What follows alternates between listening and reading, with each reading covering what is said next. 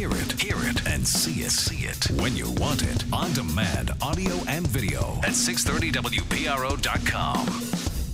As many of you know, on March 3rd, two drivers of two separate vehicles decided that they wanted to do some destructive damage to our town fields. One field here at the soccer complex and the other in our Pee Wee football field.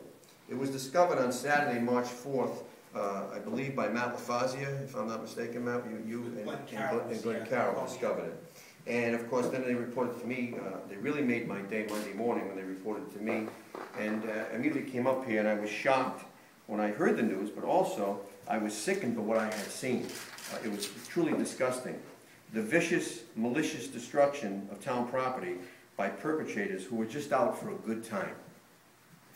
They proceeded to wildly drive all over the two fields, leaving massive destruction in their rearview mirror with their vehicles. My stomach was ill and my nerves were rocked as I thought, who could be so destructive, so vicious, and so nasty? How could these people live with themselves? How could they go home that night and with a clear conscience and fall asleep? What kind of individuals could do this to the children of this town? Because that's who they did it to. They did it to the children of this town. Wreaking havoc on our fields, tipping over portable toilets, generally making a mess. How could these people be so evil? I thought in my lifetime I've seen it all. But boy, I got the shock of a lifetime. I thought I'd run to a lot worse, but I guess not. My anger was palpable, my rage was obvious, and all I could do was put the faces of our children who love the game of soccer and who love the game of football. Both fields have been destroyed. I immediately instructed Chief Tamburini and the superb members of the Johnston Police Department to conduct a full-scale investigation and find out what nasty, vicious people we had living in our town and how could they do such a shameful thing. The chief assured me that he would pull out all the stops as they do with every other crime that happens in this town. 12 hours later, ladies and gentlemen, 12 hours later, the exemplary work of the detective division and of course the school resource officer, they had the suspects. Ladies and gentlemen, just in 12 short hours, the perpetrators were found. I, along with the citizens and of course the children of the youth sports players at the soccer and football fields, cannot thank the Johnston Police enough for their hard work, diligence, knowing that there was a great injustice done to the taxpayers who pay the bills, but of course the children of our town. Two suspects were apprehended and the investigation continues as we speak. I can promise you that I will not rest, nor will the town council and our delegation from the State House will rest along with the citizens until full restoration and full restitution, I repeat, full restitution and compensation is made.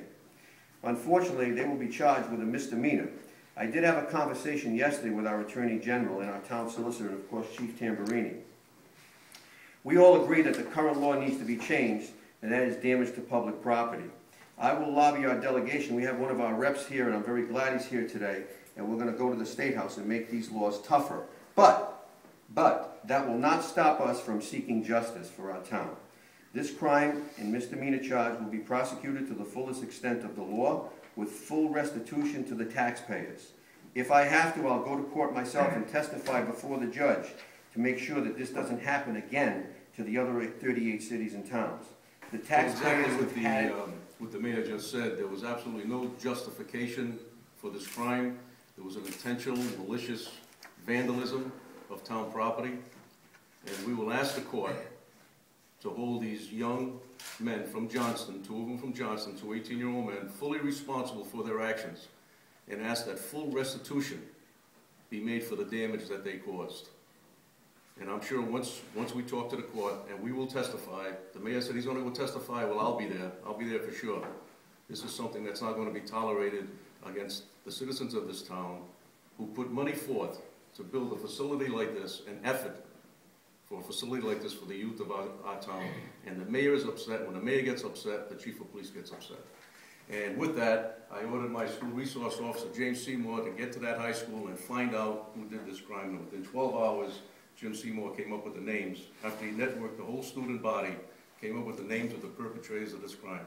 He turned that information over to our detective bureau, Major Mike Colucci and Detective Dwyer, who took one of the subjects in immediately, questioned him, and got a full confession. The second subject, who has confessed, but has not been in our jurisdiction. He's in college in Pennsylvania. He will be returning to our jurisdiction. There's a active warrant for his arrest. When he arrives in our jurisdiction, he will be formally charged with the crime. Both have confessed to the crime.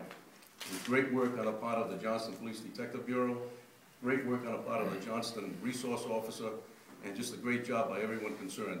All because of the intents of the mayor. This thing was not going to be put on the back burner. We went at it with all kinds of enthusiasm, and it's a successful investigation. And both of these young men from Johnston will be brought before the court and made to pay restitution for the damage that they caused.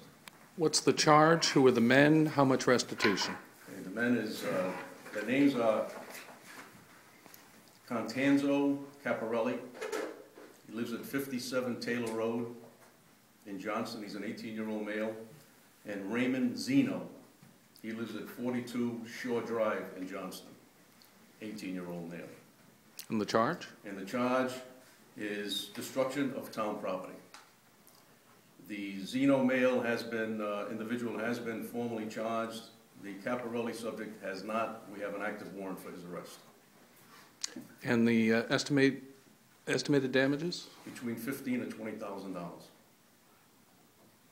Keep in mind, Steve, they also ripped up the irrigation system. As you can see, the pipes are sticking out of the ground, so it wasn't not just the fields, it was the irrigation system. And there was another field behind the high school that they proceeded to destroy. Did they say why? No, they did not. It was just a senseless act on their part with no explanation. They did confess. Chief, can we get a spelling of those names? Yeah. Can we get a spelling of those names?